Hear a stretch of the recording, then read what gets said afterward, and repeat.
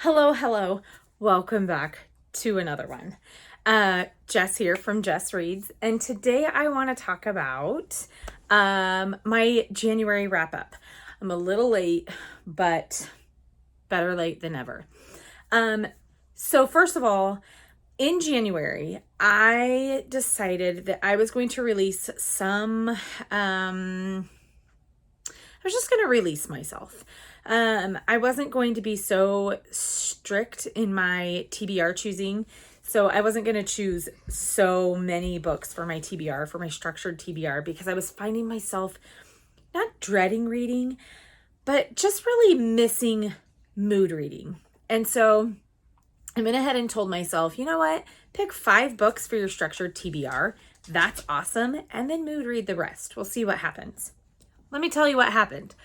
I read 15 books in the month of January. 15. That's banana pants. It's absolutely banana pants. So I don't remember the prompts. I think January was my TBR jar.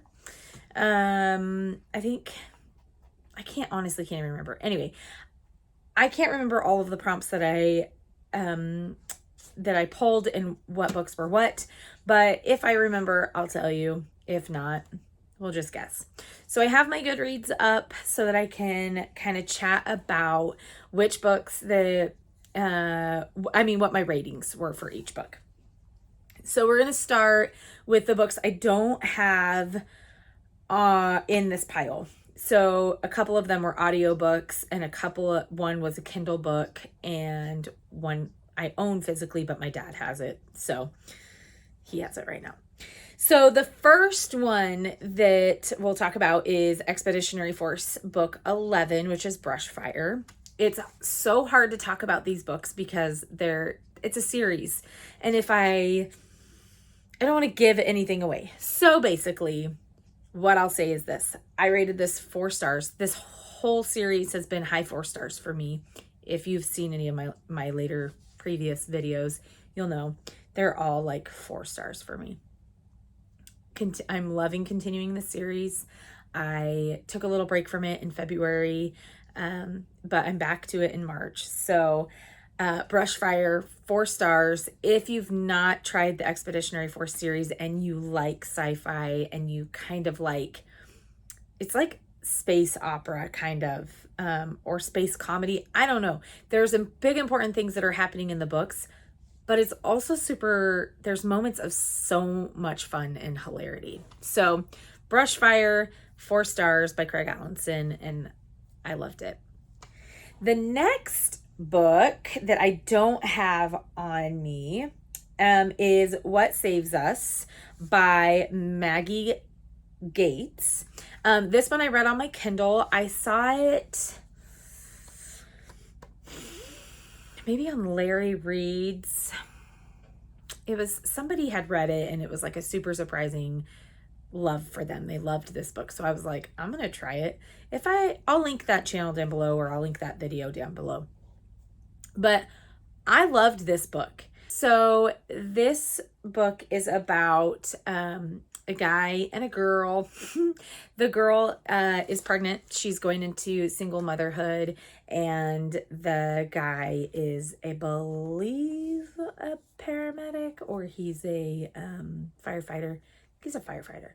And he ends up delivering her baby, and she, through this series of events, they end up, as romances do, creating a relationship and whatnot. And he falls for her and her baby, and it's the cutest thing.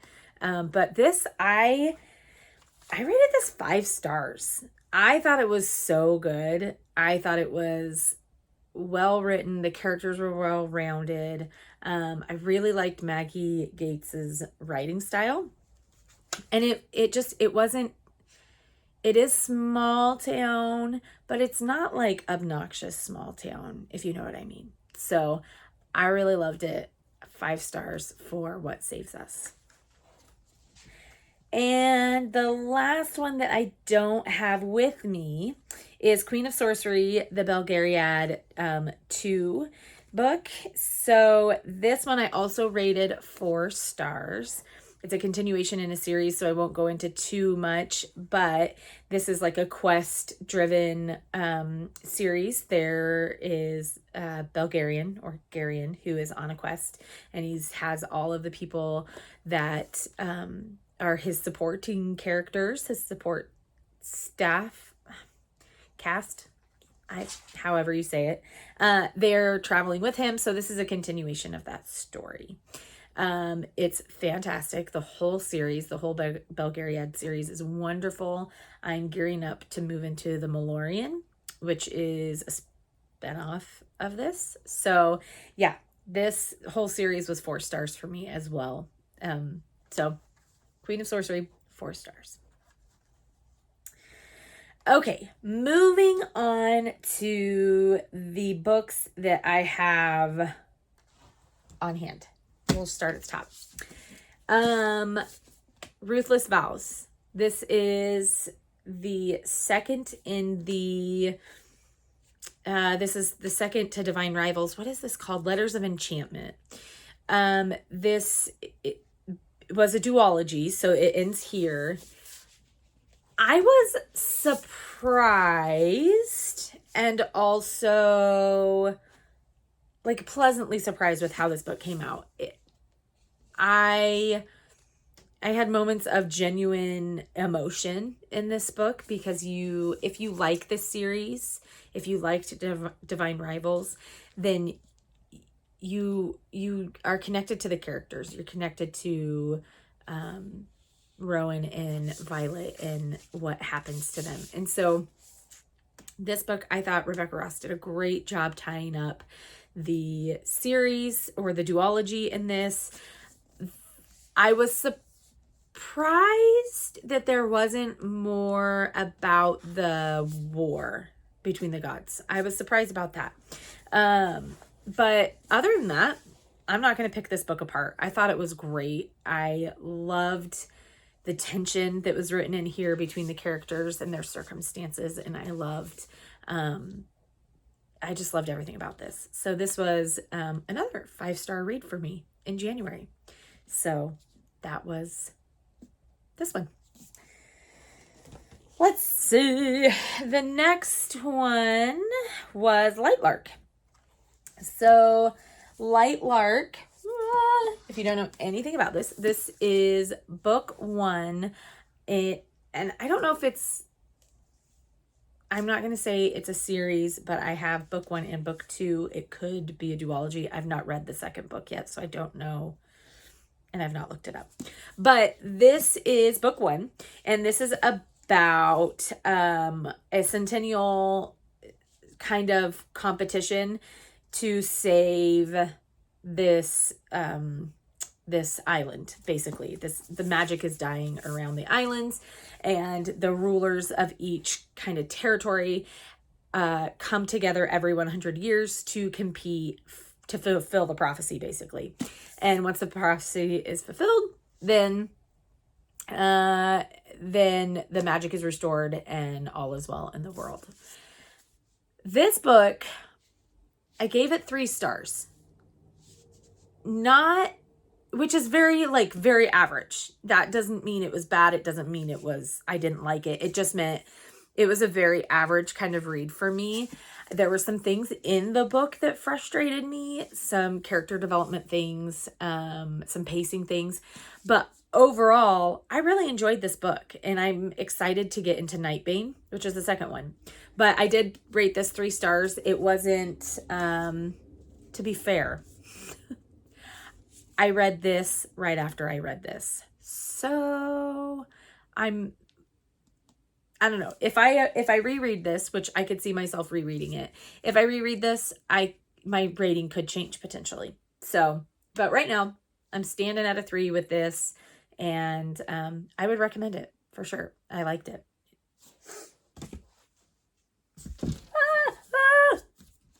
Almost dropped my books. Slow down, Jessie. Okay. This next one is Done and Dusted by Lila Sage. I loved this book. I had such a fun time reading it. I thought it was super cute, well written. It's cowboy and country, but not like gross. So this follows Emmy, who is a barrel racer. She has an accident and comes home to her hometown of Meadowlark and their ranch there. And this is brother's best friend, I think. I think that Luke is, or he's like a unofficial member of the family. He's just been around for so long, but I'm pretty sure he's brother's best friend. Anyway, this book is about him helping her get back on her feet and gain confidence, and it's just so sweetly written. I really loved it. This was another 5-star read for me for the month of January. So right now in the books that I've talked about, I've had 3 5 stars, which is pretty wild. There we go. Okay, I don't think I mood read this next book. I think this one was on my structured TBR. I don't have anything against the series, but I have to be in the mood to tick these books off. And that is Siege and Storm, the second in the Shadow and Bone series by Leigh Bardugo. So this book I gave 3 stars. Again, very middle of the road, pretty average. It's the continuation of the story. They are looking for, well, I don't want to give anything away, but they are still on a journey to find some things that might help break, it's not a curse, but to help Alina. Sorry, I was going to say Alona. It's weird. To break Alina's tie to the Darkling. So it was good. It was average. I don't not enjoy these books. I do enjoy them, but they're not, I mean, they're youngish kind of books. Like if I was, a teenager and reading this, I would dig this. I would love it. And I like it now as an adult. It was just very average for me. So I gave Siege and Storm 3 stars. Okay. Oh my gosh. This next book. When I tell you, the first time I heard of this book, I believe it was on Sid Bookworm's channel. I'm pretty sure she had talked about this book, and I loved the cover of it. And so I bought it. And this one was, that's what I did in January. I played the Bookworm game. This one was a prompt in the Bookworm game. And maybe I didn't release myself. Anyway, blah, blah, blah. This was Juniper and Thorn. I remember this was a prompt for Dancing Styles or something like that. And this is about a ballerina. The ballet, not a ballerina, because he's a male dancer. And I don't know if they're called ballerinas. Correct me, please.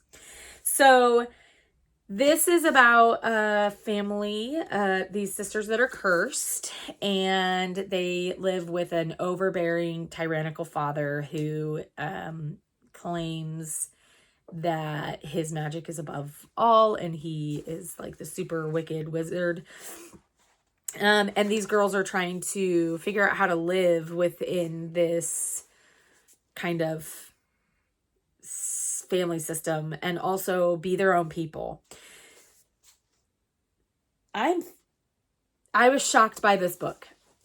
There were several times in it I was like, do I actually like this book? Do I actually like this story? By the time I got to the end of it, I was like, 5 stars. 5 stars. It is creative. It is unique. It is written beautifully. I mean, you could pull quotes out of this for life. It's written so beautifully. I mean, Ava Reed, I am definitely wanting to try more books from Ava Reed based on reading this book because it was absolutely stunning. I loved it so much. I gave Juniper and Thorn 5 stars. I would recommend this for anyone. It's a very good book. Next, so these next 2 are rereads for me. I'm just going to check what I rated them, again. Yeah, I'm pretty sure. I'm fairly certain. So I have the audiobooks of, is this the second one? Yeah, no, I grabbed the first one and the third one. Smart. They were in the wrong order. Anyway, I read Harry Potter and the Chamber of Secrets and Prisoner of Azkaban.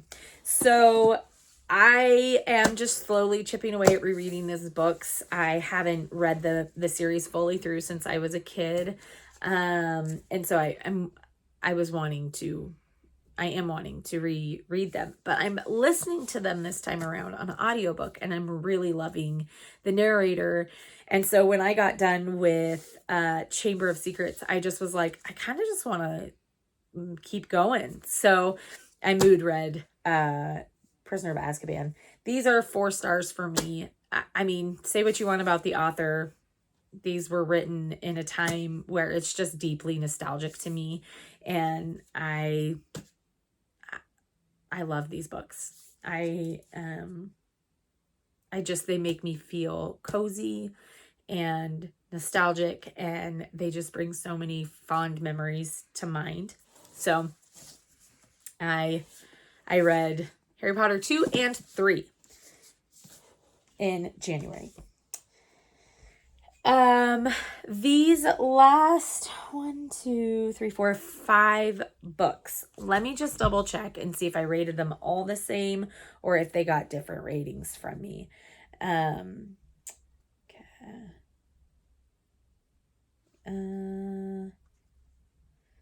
know that I liked 2 over the rest. Okay. I just wanted to double check that I wasn't giving wrong information. So I read, oh my gosh. Okay. I'm trying to put them in order. Do you ever just get annoyed with yourself? Okay. So I read the Never After series in order. I just binged this entire series. So I started with Hooked. They were all 3-star books for me. Very average. Pretty, some content I was like, I don't know about this. I'm really sorry about this lighting, you guys. I don't know. I don't know if that helped at all. It's very crazy lighting.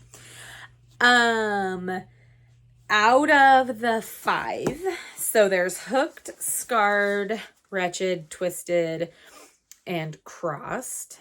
Hooked, Scarred, Wretched, Hooked, Scarred, Wretched, Twisted, and Crossed. Out of these 5, I really enjoyed Hooked. I really enjoyed Scarred. Crossed was my least favorite. There was just something about the religious component of this that I was like, that's not for me. But all across the board, 3 stars. Pretty average series. I may read them again. I'm not unhauling them. So, that's good. But these were the last 5 that I read in January. So that was 15 books that I read in January. Crazy. I will say, I'm going to go over these really fast and tell you what they're about quickly. So Hooked is kind of a spin on Peter Pan. And it is the main male character in this is Hook, basically. It loosely based after Hook. in Scarred, this one might actually have been my favorite. It was really cool to see the correlation. This is loosely based on the story of The Lion King. And Wretched, I believe, is it's like loosely based around The Wizard of Oz. That's right? Yes. Twisted. This one, also not my favorite. But this one is loosely based on Aladdin. And this one is loosely based on The Hunchback of Notre Dame. So twists in the character names, but very kind of similarly. Like you can see the ties if you're looking for them. It's very cool. I did like that a lot. That was really neat. So that's 15 books that I read in January. And I'm really proud of myself because that was, I think, by far my best reading month. So far, probably by far my best reading month. So I'm stoked about that. I'm going to keep going with like a lower amount on my structured TBR and just kind of pick up what feels good to me at the time or what kind of comes available through Libby or Cloud Library, things like that. So yeah, thanks for checking out what I read in January, and I'll see you over in the February video. Bye.